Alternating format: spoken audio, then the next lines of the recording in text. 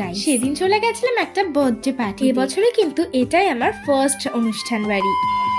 তো hello friends, আবারও নিয়ে চলে এলাম একটা ছোট্ট ভিডিও। এই নিমন্ত্রণটা ছিল আমার বাড়ির একদমই পাশে। এটাই কিন্তু আমাদের বার্থডে গার্ল। যে কেকটা আনা হয়েছিল সেটারও কিন্তু ফটো আমি দেখিয়ে দিলাম। স্টলের খাবারে ছিল দই ফুচকা, চাটনি, চিকেন কাবাব, ভেজ পকোড়া, আর ছিল কফি আর আইসক্রিম। এগুলোর মধ্যে কিন্তু কফিটা আমি একদমই পছন্দ করি না। তার মধ্যে আমি সব থেকে বেশি খেয়েছি চিকেন কাবাব। দেখো কারণটাও কিন্তু আমি বলে দিচ্ছি। এটা একদমই গরম গরম ছিল এবং ভীষণই জুসি ছিল। তো যাই হোক, এখানে কিন্তু যার বাড়ি এসেছি সে আমার দিদিভাই হয়। তো যখন খেতে বসেছিলাম তখন টাইমটা এতটাই বেড়ে গেছিল যে 12টার কাছাকাছি।